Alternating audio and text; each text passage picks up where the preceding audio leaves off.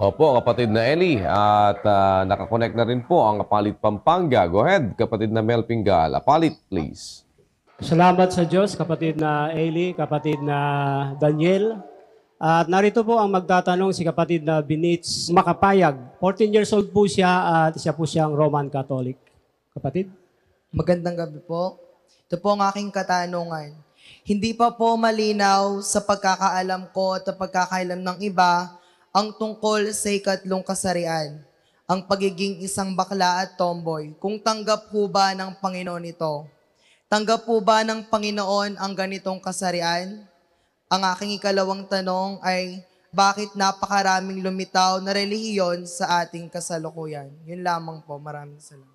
Kapatid, sabi ng Biblia ukol sa Diyos, yung nasa Gis 34 ng gawa, ganito. At binuka ni Pedro ang kanyang bibig at sinabi, tunay ngang natatalastas ko na hindi nagtatangi ang Diyos ng mga tao, kundi sa bawat bansa siya na may takot sa Kanya at gumagawa ng katwiran ay katanggap-tanggap sa Kanya.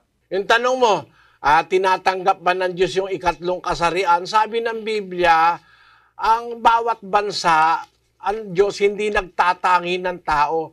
Kung may takot ka sa Diyos, katanggap-tanggap ka sa Diyos. Walang itinatakwil ang Diyos kung may takot ka sa Kanya. Ano ba ang kahulugan ng pagkatakot sa Diyos? Basahin natin ang Ecclesiastes 12:13. Ito ang wakas ng bagay, lahat ay narinig. Ikaw ay matakot sa Diyos at sundin mo ang Kaniyang mga utos, sapagkat ito ang buong katungkulan ng tao. Ayun, ang kahulugan ng pagkatakot sa Diyos, pagsunod sa utos, kapatid.